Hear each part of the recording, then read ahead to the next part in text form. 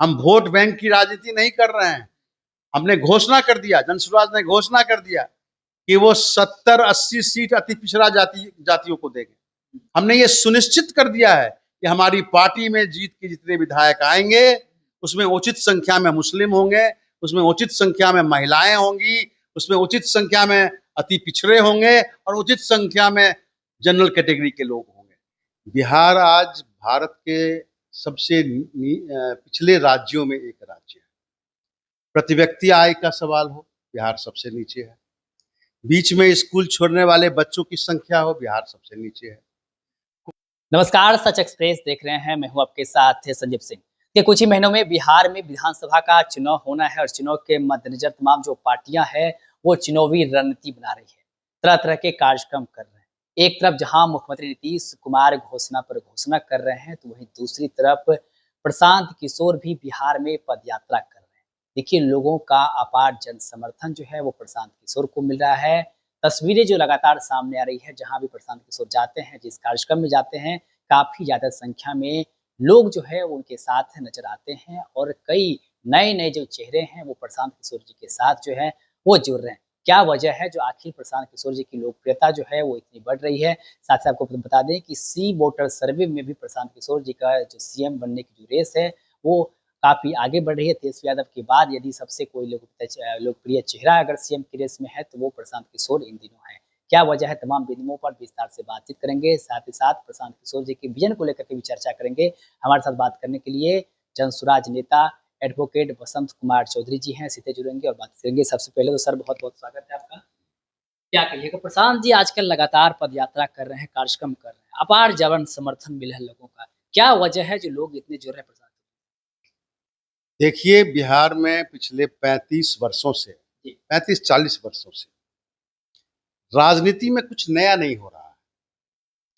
राजनीति में जब भी चर्चा होती है तो लालू जी के जंगल राज की चर्चा होती है, उसके बाद नीतीश कुमार के कुछ विकासों की चर्चा होती है। लेकिन हालात ये है कि तमाम विकास के दावों के बावजूद बिहार आज भारत के सबसे पिछले राज्यों में एक राज्य है। प्रति व्यक्ति आय का सवाल हो, बिहार सबसे नीचे है। बीच में स्कूल छोड़ने वाले बच्चों की संख्या हो, बिहार सबसे नीचे है। कुपोषण का सवाल हो, बिहार सबसे नीचे है। आवास विहीनों का सवाल हो, बिहार सबसे नीचे है। ऐसा कोई क्षेत्र नहीं दिखता, ऐसा कोई विकास नहीं दिखता कि हमको बिहारी होने पर गर्व हो, जबकि शासक वर्ग कहती है कि बिहारी होने पर गर्व कीजिए। लेकिन बिहार में राजनीति से कोई ऐसी संस्था नहीं बनी है जिस पर गर्व किया जाए। कोई एक विश्वविद्यालय नहीं बिहार में ऐसा है राज्य सरकार का जिस पर गर्व किया जाए। कोई ऐसा विकास नहीं हो रहा है जिससे लाखों की संख्या में सरकारी क्षेत्र से अलग रोजगार पैदा हो, जिस पर गर्व किया जाए। शिक्षा के क्षेत्र में कोई ऐसा शोध नहीं हो रहा है। बिहार में कोई ऐसा औद्योगिकरण नहीं हो रहा है, नहीं ऐसा कोई शहरीकरण हो रहा है जिससे कोई बिहारी गौरवान्वित अनुभव करे। जबकि पलायन की संख्या रोज बढ़ रही है, पलायन की बात हो रही है, बिहार की पिछड़ेपन की बात हो रही है। तो आज जो नीतीश कुमार सड़क की लंबाई गिन रहे हैं, सड़क की लंबाई से तो जीवन में गुणवत्ता नहीं आती है ना। जीवन के लगातार कहते हैं कि नीतीश कुमार विकास पुरुष हैं, विकास किए हैं, बिहार की तस्वीर बदले हैं, जंगल राज से लोगों को निजात दिलाया है नीतीश कुमार जी। उनके बातों में कितना दम है और धरातल पे क्या स्थिति है? देखिए, नीतीश कुमार नहीं कहिए, सचमुच में एक जंगल राज के बाद आए नहीं, उनको लाया गया। जनता क्या, वो वर्ग जो लालू जी के शासन से परेशान था, तंग था, बिहार में बिल्कुल लगता था कि अंधकार है, बिल्कुल डार्क एज है। वैसी स्थिति में तमाम वे लोग जो बिहार में कुछ बदलाव चाहते थे 2005 में, उन तमाम लोगों के प्रयास से नीतीश कुमार सत्ता में आए और उनको सत्ता में आने के लिए बीजेपी से मिलना भी पड़ा उनको। और उसके बाद 2005 से निश्चित तौर पे लालू राज से तो कुछ बदलाव हुआ। और आपको याद होगा कि 2005 से केंद्र में भी सरकार बदली और 2005 से 2014 का जो काल था वो विश्व में आर्थिक विकास का काल था। हिंदुस्तान में, भारत में नरसिम्हा राव मनमोहन सिंह के शासनकाल से जो शुरुआत हुई 1991 से, वो जारी हुआ रहा अटल जी के काल में, और 2006 से पूरे विश्व में एक आर्थिक विकास का काल रहता है, जहां पर कि third world countries, south east Asia की कंट्रीज में जीडीपी में ग्रोथ होता है, 6% 7% का ग्रोथ होता है। तो इससे नीतीश सरकार को एक मदद मिली कि फंड की उपलब्धता बढ़ गई बिहार में। और मनमोहन सरकार का भी ये थर्स्ट था सड़क विकास, क्योंकि अटल जी के शासनकाल में ही सड़कों के विकास की ओर ध्यान सरकार का चला गया। तो उस विकास उस काल में बिहार को भी जो फंड मिला, उसका इस्तेमाल रोड और पुल बनाने में बड़े पैमाने पर हुआ, इसमें कोई शक नहीं, ऐसा हुआ। लेकिन सोचना पड़ेगा बिहार के लोगों को, बिहार के नेताओं को, बिहार के शिक्षाविद को, बिहार के अर्थशास्त्री को, या हिंदुस्तान भारत के अर्थशास्त्री को, आखिर ऐसा क्या हुआ कि जो संरचनात्मक विकास हुआ, इंफ्रास्ट्रक्चर में जो विकास हुआ, उसका फायदा समाज के 70% वर्ग को नहीं मिला। शिक्षकों की बहाली बड़े पैमाने पर हुई, 2005 से लेके आज तक लाखों शिक्षक बहाल किए गए। लेकिन ये कहना अतिशयोक्ति नहीं होगा कि भारत में सबसे बदतर शिक्षा की स्थिति बिहार में है, चाहे वो स्कूली शिक्षा हो, चाहे वो विश्वविद्यालय शिक्षा हो। विश्वविद्यालय तो ध्वस्त है, वहां केवल परीक्षाएं होती है, शिक्षा नहीं होता है। कोई विश्वविद्यालय शिक्षा का केंद्र नहीं, मल्टी डिसिप्लिनरी एजुकेशन का केंद्र नहीं। तो ये हालात अगर ये बिहार में है, आप जैसा कि कह रहे हैं लगातार, लेकिन बदलेगा कैसे? इनकी सूरत, इनकी तस्वीर वो कैसे बदलेगी? प्रशांत किशोर जी जिस विज़न के साथ लगातार आगे बढ़ रहे हैं, जो दावे कर रहे हैं, जो जनता से वादे कर रहे हैं, उन वादों को कैसे देखते हैं? पलायन रोकने की बात कर रहे हैं, कह रहे हैं बच्चों के भविष्य को देख कर के आप लोग वोट कीजिए। उनके बातों में कितना दम है और उनके विज़न को आप किस रूप में देखते हैं? अभी जो जनसुराज जिन कार्यक्रमों को लेके जनता के बीच में जा रही है, वो बिहार के मौलिक समस्या से जुड़े कार्यक्रम है। आज तक पिछले कम से कम पिछले 50 वर्षों में बिहार का जो मौलिक समस्या है, मौलिक समस्या सड़क नहीं है, मौलिक समस्या पुल का अभाव नहीं है, मौलिक समस्या है कि बिहार में उद्यमता नहीं है, बिल्कुल शून्य उद्यमता है। यहाँ पर भूमि सुधार नहीं हुआ है, यहाँ गरीबी पर सीधे प्रहार नहीं किया गया है। यहाँ जो मौलिक समस्या है बिहार की, वो ग्रामीण समाज का पिछड़ापन है। बिहार में भूमि सुधार के नाम पे जमींदारी उन्मूलन के बाद कुछ नहीं हुआ है। बेघरों को घर देने की बात, बेघरों को भूमि देने की बात ही नहीं की गई है। सामाजिक न्याय की सरकार के बावजूद सामाजिक न्याय दरअसल हुआ नहीं, केवल आरक्षण की लड़ाई होके वो रह गया। वो बेघरों की लड़ाई नहीं बन पाया, वो भूमिहीनों की लड़ाई नहीं बन पाया, वो जो मजदूर जो मजबूर होके बाहर जा रहे हैं उनकी लड़ाई नहीं बन सकी, उनकी उन्नति की कोई योजनाएं सामने नहीं आया। आज जन स्वराज सीधे फ्रंटल अटैक इन समस्याओं पर कर रहा है। इसलिए वो प्रवासी मजदूर के किसका सवाल उठा रहा है, वो शिक्षा का सवाल उठा रहा है। हम इतने मजबूर हैं कि 64,000 करोड़ प्रति वर्ष खर्च होने के बावजूद शिक्षा की ये बदहाली है, तो हमारे पास कोई उपाय नहीं बच जाता है सिवाय ये कहने के कि अगर आपके बच्चे अच्छे स्कूल में नहीं पढ़ रहे हैं तो जो भी अच्छा स्कूल आपको दिखे वहां आप उसका दाखिला कराए, हम उसका शुल्क अदा करेंगे, हम फीस देंगे। सवाल रहेगा, आप पैसे से वकील भी हैं, आपने लालू यादव के शासनकाल को भी देखा, नीतीश कुमार के शासनकाल को आप देखते आ रहे हैं, प्रशांत किशोर जी के साथ आप जुड़े हैं। प्रशांत किशोर जी से पहले आप जनसुराज अभियान जो है उसी वक्त से आप साथ आ गए। क्या ऐसा आपने देखा प्रशांत किशोर जी में, जनसुराज अभियान में आप जनसुराज के साथ जुड़े? क्या ऐसा चीज़ देखे? नीतीश कुमार जी भी थे, लालू यादव भी थे, सबको आपने देखा, क्या आपको ऐसा अच्छा लगा? मैं जब प्रशांत किशोर से पहली बार जुलाई 2022 में मिला तो मैंने पाया कि इस युवक में काम करने की अद्भुत क्षमता है और राजनीति की बड़ी गहरी समझ है। उम्र में वो हमसे 25-26 वर्ष छोटे हैं, लेकिन मैंने पाया कि नहीं, इस व्यक्ति को आधुनिक राजनीति मैं मानता हूं 2020 के बाद से 2020 के बाद से जो राजनीति में परिवर्तन हुए हैं, समाज में परिवर्तन हुए हैं, जो नया टेक्नोलॉजी आया है, जो नया इंटरनेट का टेक्नोलॉजी आया है, उससे जो समाज में बदलाव आया है, इसकी जितनी समझ प्रशांत किशोर को है, उतनी समझ भारत में शायद किसी नेता के पास नहीं। और वो खुद युवा है। 47 वर्ष का उम्र राजनीति में युवा का उम्र, तो उसको जो समझ थी, जो पकड़ थी, और जो युवा को आकर्षित करने का जो उसमें गुण था, मैं उन गुणों के कारण उसके साथ गया। सोचा कि शायद हम लोगों का तो राजनीतिक जीवन समाप्ति पर है, हम लोग 70 पार के लोग हैं, लेकिन हमारे बच्चे भी यही दिन नहीं देखें, ये सोच के ही मैं जनसुराज में गया।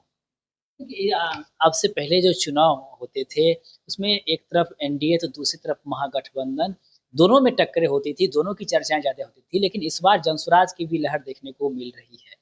प्रशांत किशोर जी को लेकर के कई ऐसे नेता हैं, चाहे एनडीए के हो चाहे महागठबंधन के हो, वो कहते हैं कि ये सिर्फ दिखावा है, भीड़ जो है वो कहते हैं कि बुलावे की ये सब भीड़ है, हकीकत में ये भीड़ नहीं बदलेगा, ये भीड़ वोट में तब्दील नहीं होगा, कहते हैं कि ये सिर्फ भीड़ है। आप कैसे देखते हैं जनसुराज की जो लहर है, जो भीड़ है, क्या वो वोट में तब्दील होगी? वो सारे लोग जनसुराज के साथ आएंगे? त्रिकोणीय मुकाबला जिस प्रकार से चर्चा में है, प्रशांत किशोर जी कितना असर दे पाएंगे बिहार के?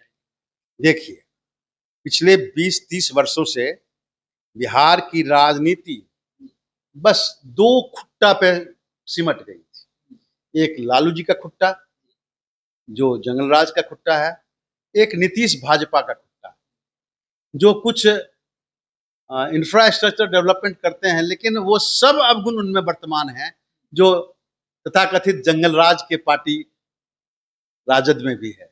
राजद का की सारी खराबियां यहाँ भी बढ़, और इसका एक ही उदाहरण है कि पिछले 20 वर्षों में सरकारी खजाने की जितनी लूट हुई है अफसरशाही के द्वारा, वो तो बिना राजनीतिक सह के नहीं संभव है ना। आज ये कौन नहीं जानता है कि बिहार में नौकरशाही लूट में लाखों करोड़ रुपया लूट लिए गए। आज ये कौन नहीं जानता है कि बिहार में जितने सरकारी काम होते हैं, चाहे सड़क निर्माण हो, पुल निर्माण हो, फ्लाईओवर निर्माण हो, वो 140% ओवर एस्टिमेट पे बनाया जाता है। तो वो जो दो खुट्टा में सिमट गया था बिहार की राजनीति, उसको निश्चित रूप से जनसुराज ने विखंडित कर दिया।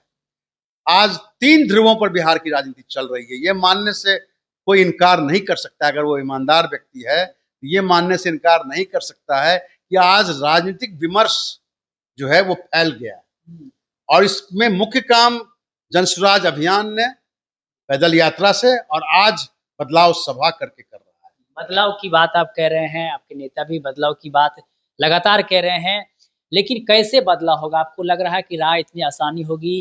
क्योंकि बिहार में देखा जाता है कि अक्सर जो है लोग जाति देख करके वोट दे देते हैं। जातीय समीकरण जो है कई जगह उस पे लोग ध्यान दे देते हैं। आपको लग रहा है कि लोग समझेंगे इन बातों को? प्रशांत किशोर जी समझाना जो चाह रहे हैं उनको समझेंगे? आपको लग रहा है कि वाक़ई बदलाव हो सकता है? दरअसल लोग भूल जाते हैं, बिहार वो हर एक ताजे सोच को स्वीकार करता है जो ईमानदारी से उसके सामने परोसा जाता है। जयप्रकाश नारायण ने भी ताजा सोच दिया था, लोग मान गए थे उसको। वीपी सिंह भी आए थे, तो वीपी सिंह तो कोई पिछड़ी जाति के थे नहीं, उन्होंने बिहार से ही आंदोलन शुरू किया था और लोगों ने उनको हाथों हाथ ले लिया। तो बिहार में अगर ईमानदारी से आप नई सोच लेके आएंगे तो फिर जातियां पीछे चली जाएंगी, फिर जनता आगे आ जाएगी। आज मैं जब भी प्रशांत के साथ किसी भी बदलाव सभा में गया हूं, तो मैंने नहीं पाया कि कोई 1-2 जातिया के लोग वहां पर हैं, जबकि आज जब भी बीजेपी जदयू की सभा होती है या लालू जी की सभा होती है, आप वहां जाति विशेष का समूह देखेंगे।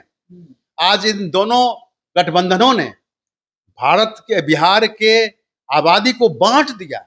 MY, EBC, फॉरवर्ड बनिया, आज बिहार की राजनीति को हमेशा इस नजरिए से देखा जा रहा है, जो एक बिल्कुल कहीं कि मिराज है, वो बनाया गया तस्वीर है। वो तस्वीर धरातल पर नहीं है। धरातल पर यह है, धरातल ये कहता है कि जब नवयुवक को रोजगार का सपना दिखलाइएगा जब नवयुवक को अपने बिहार में रहने का सपना दिखलाइएगा, बाहर जाने के कठिनाई से छुटकारा दिलाने की बात कीजिएगा, तो वो आपकी बात सुनेंगे, आपके पीछे आएंगे। प्रशांत किशोर तो अपर कास्ट के हैं ना, सवर्ण है, ये उनकी मीटिंग में जाइए। आज बिहार का जो मजदूर, मेहनत कश मजदूर वर्ग है, जो लाखों की संख्या में अन्य राज्यों में पलायन करता है अपना जीवन यापन करने, आज उसकी भीड़ वहां जमा होती है। वे नवयुवक उससे हाथ मिलाने के लिए आगे आते हैं। लग रहा है बदलाव होगा बिहार में? निश्चित बदलाव होगा।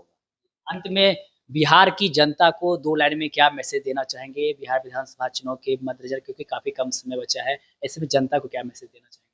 बिहार की जनता को हम ये मैसेज दे रहे हैं पहले से ही कि देखो, हम कोई जातीय समीकरण नहीं बना रहे हैं, हम वोट बैंक की राजनीति नहीं कर रहे हैं।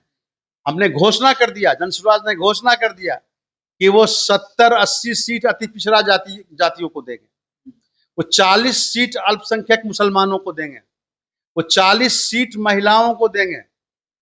हमने घोषणा कर दिया, हमने ये सुनिश्चित कर दिया है कि हमारी पार्टी में जीत के जितने विधायक आएंगे उसमें उचित संख्या में मुस्लिम होंगे, उसमें उचित संख्या में महिलाएं होंगी, उसमें उचित संख्या में अति पिछड़े होंगे और उचित संख्या में जनरल कैटेगरी के लोग होंगे। जबकि आप किसी भी पार्टी के लेजिस्लेटिव इसको देख लीजिए, लालू जी के पार्टी में एक जाति की संख्या सबसे ज्यादा है। मुसलमान उनको वोट देते हैं, लेकिन मुसलमान के 2, 4, 5 ही एमएलए वहां पर। आज तो ये निश्चित माना जा रहा है कि मुस्लिम वोट लालू जी को चला जाएगा, कांग्रेस चला जाएगा, लेकिन इसके बावजूद हमारा ध्यान मुस्लिम वोट पर, मुस्लिम लोगों से मिलने जुलने में उतना ही है जितना किसी अन्य कैटेगरी के लोगों से मिलने जुलने। ये पहला हम लोगों का कदम है जो ये एस्टैब्लिश कर रहा है कि बिहार में एक रिप्रेजेंटेटिव डेमोक्रेटिक पॉलिटिकल ऑर्गेनाइजेशन हम सेटअप कर रहे हैं जो जातीय अवधारणाओं पर सीधे प्रहार कर रहा है। चलिए, बहुत बहुत धन्यवाद बातचीत करने के लिए। तो देखिए, हमारे साथ बातचीत कर रहे थे जनसुराज के सीनियर नेता हैं एडवोकेट बसंत कुमार चौधरी जी। इन्होंने साफ साफ कहा है कि हमारी जो पार्टी है वो सबका ध्यान रखती है, किसी खास जाति वर्ग का ध्यान नहीं रखती है।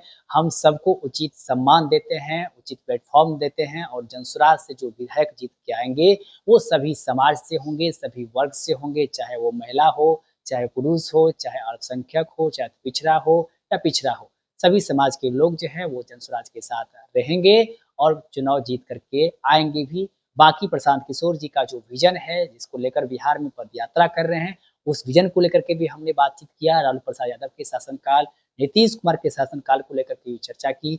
नीतीश कुमार जिस प्रकार से लगातार घोषणा पर घोषणा कर रहे हैं, उसको लेकर के भी हमने चर्चा की। तमाम बिंदुओं पर जवाब देते हुए क्या कुछ कह रहे थे आपने खुद सुना है। आप भी अपनी राय प्रतिक्रिया हमें कमेंट बॉक्स के माध्यम से दे सकते हैं। आप देखते हैं सच टॉक्स। आप सभी का बहुत बहुत